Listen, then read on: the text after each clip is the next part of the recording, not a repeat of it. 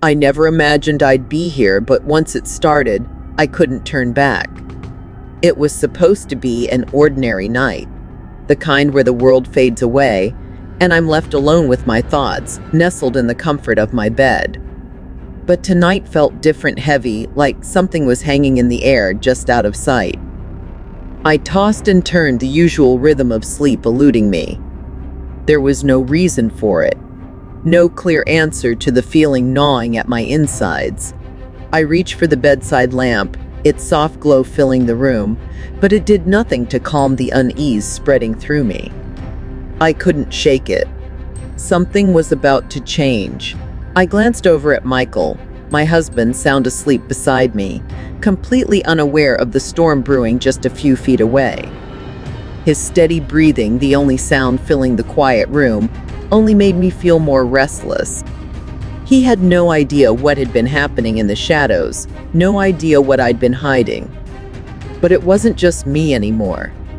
I tried to push the thoughts away, to focus on the warmth of the blanket, the soothing scent of lavender in the air. But then, the sound of the front door creaked open. I froze. My husband's best friend Tyler had arrived, and everything changed. It was just after midnight when the creaking door broke the silence of our quiet home. The house, usually so peaceful, felt oddly still tonight. I had spent the last few hours pacing around, my mind racing, trying to find some sort of relief. The light from the street lamp outside spilled in through the curtains, casting long shadows across the room. I could hear the occasional hum of the refrigerator from downstairs, and the distant sound of wind rustling the leaves in the yard. All familiar noises, things that should have been comforting, yet tonight they only amplified the tension. I lay there, trying to convince myself it was just a long day playing tricks on me. I had seen Tyler leave earlier with my husband heading out for a drink. Nothing strange about that. They'd been best friends for years, and I never minded when Tyler came over.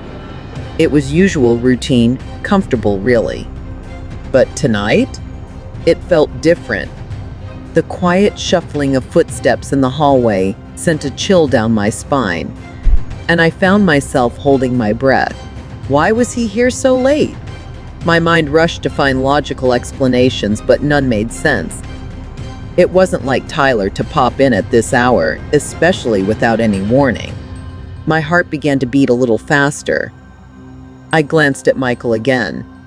His face was relaxed, his breathing deep and steady, unaware of the unsettling presence just beyond our bedroom door. I tried to focus on that, on the warmth of him beside me, but it was impossible. I couldn't stop thinking about Tyler. My eyes flicked to the clock. It was almost 12:30. The night had barely begun, but I already felt like I was on the edge of something I couldn't control.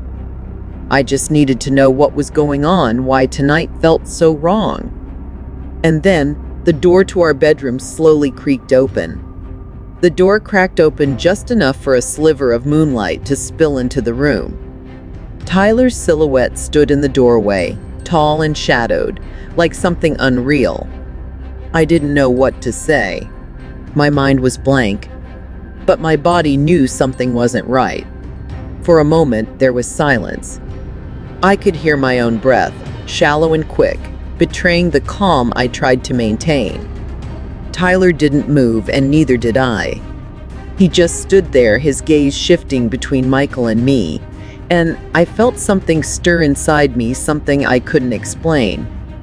"Sorry," Tyler's voice came out low, almost as if he was unsure of himself. "I didn't mean to wake you." I swallowed hard, trying to steady my breath. I glanced at Michael again, praying that he would stir, that he'd wake up and end this strange tension. But he didn't. He just slept on, oblivious to the situation unfolding right beside him. Tyler took a small step forward, his presence oddly overwhelming in the small room. I could feel the weight of his eyes on me, his silent assessment of the situation. I shifted uncomfortably under the blanket, hoping he couldn't see the way my fingers tightened around the edge of the sheet. I was suddenly aware of the distance between us, the space in the room that felt too small, too intimate. I cleared my throat, trying to find my voice. "What is it, Tyler?" I asked, my words quieter than I intended. I wasn't sure why I sounded so distant, but it felt like the air around us was thickening, pressing down on my chest, making it harder to breathe. He didn't answer right away. Instead, he took another step closer, his eyes never leaving me.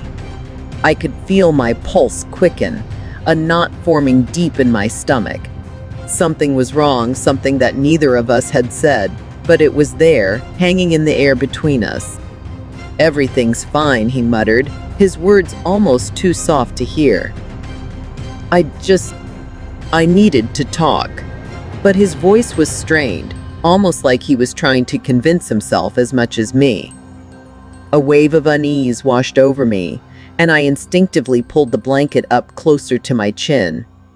My mind raced to make sense of it. What was he really here for? Why couldn't I shake the feeling that this visit wasn't just about a late-night chat between friends? Something told me it was more than that. Something was about to happen, something I wasn't ready for. Tyler stepped back slightly, almost as if he sensed the tension building between us. But his eyes lingered on me for just a fraction of a second longer than normal before he turned toward the door. And then, just like that, he was gone. But the feeling didn't leave with him. It lingered, heavy and suffocating. I lay there in the silence, the weight of his presence still hanging in the air like an invisible force. Tyler's footsteps faded away, but my pulse was still racing.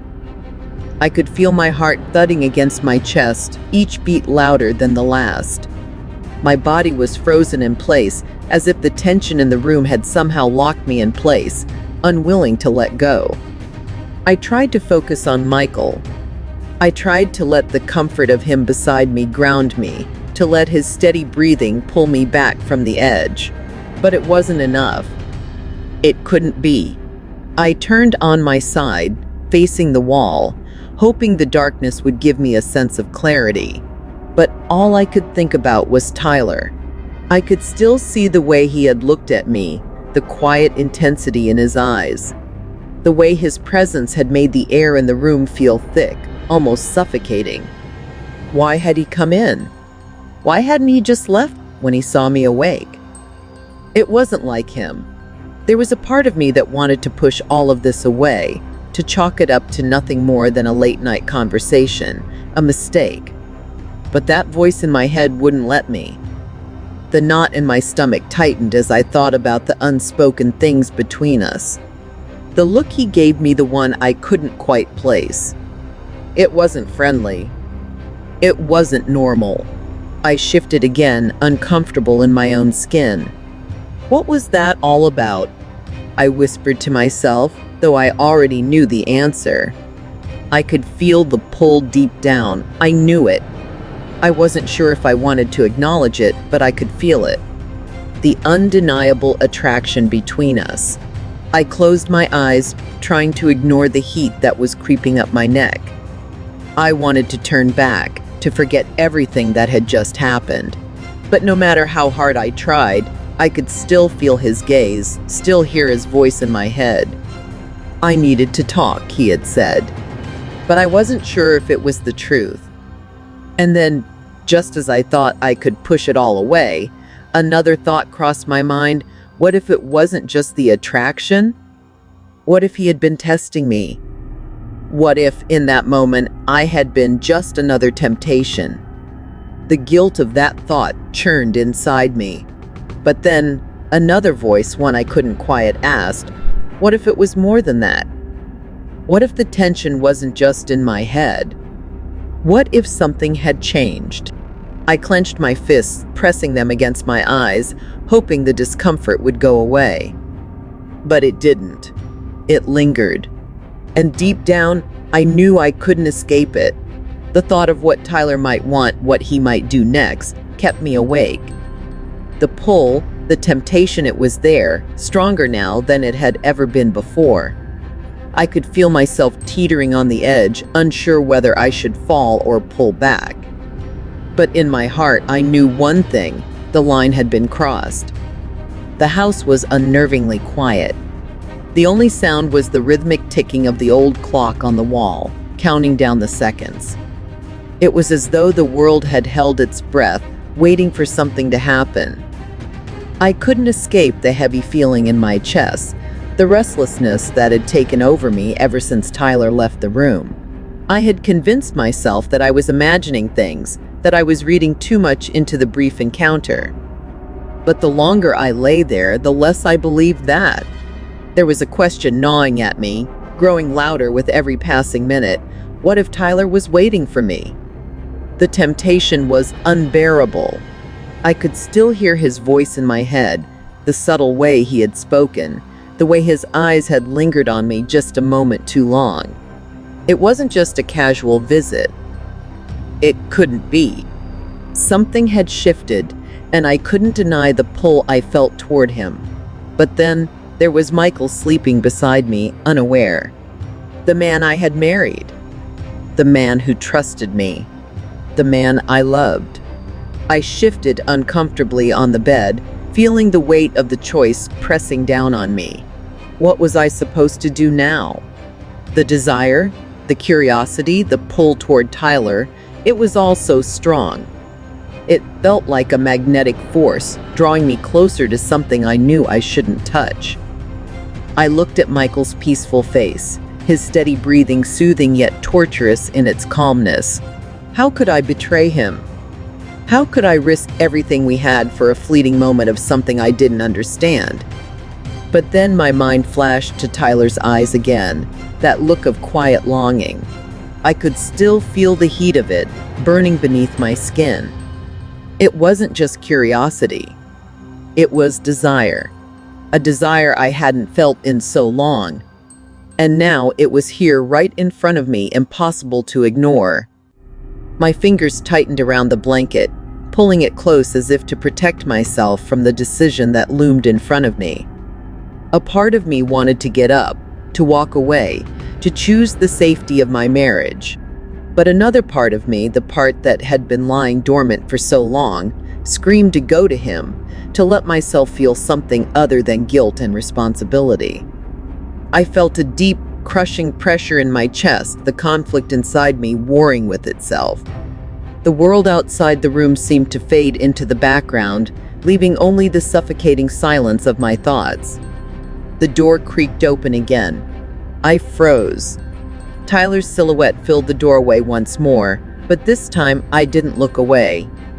My heart skipped a beat, and for a moment I couldn't breathe. The tension was unbearable, thick with expectation. His voice was soft, barely a whisper in the dark. "I need to know," he said, each word laden with meaning. "Do you want this too?" I couldn't move. I couldn't think. I couldn't decide. My gaze shifted from Tyler to Michael, still asleep, still unaware. The choice was before me. The choice to cross a line I knew I might never come back from. I opened my mouth, but no words came.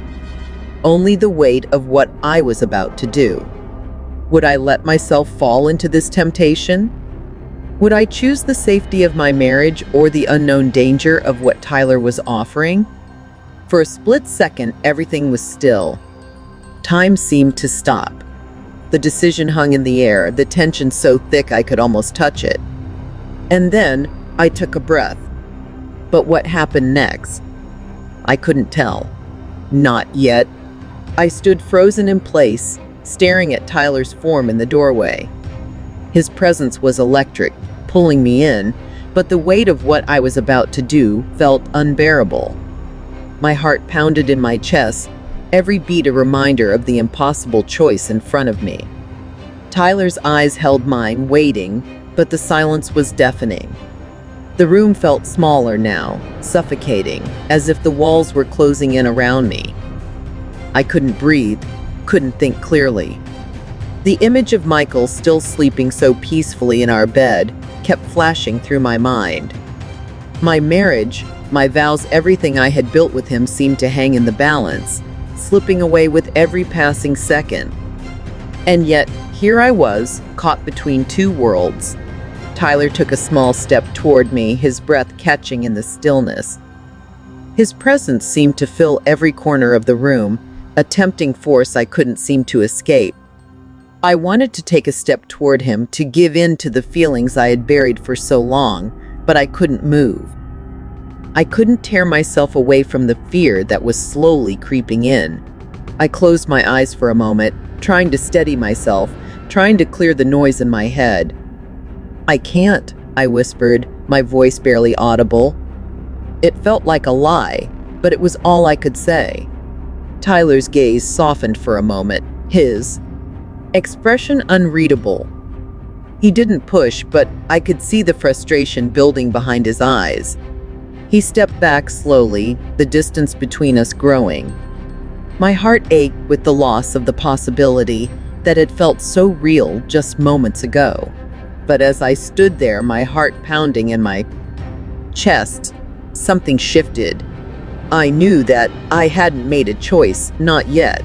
I glanced once more at Michael, then back to Tyler. The decision was still there, hanging in the air, lingering like an unspoken promise. Tyler took a deep breath, the silence between us thick with anticipation. "I'll be waiting," he said, his voice low, heavy with meaning. Then he turned, disappearing into the hallway, leaving me standing there, unable to shake the pull of what was still unresolved. The room felt colder now, the shadows longer. I sat down on the edge of the bed, my mind racing with everything that had just happened. I had promised myself that I wouldn't let this happen, that I wouldn't cross that line. But the temptation was still there, flickering in my mind, urging me toward something I couldn't name. I could feel the pull, the desire, the uncertainty all swirling together. I wanted to say it was over, that I'd never think about it again. But I couldn't. Not when everything felt like it was hanging by a thread. I told myself it was the last time. I murmured under my breath, my voice shaky, unsure. But deep down, I knew. It wasn't. Not by a long shot. The story wasn't over. Not yet.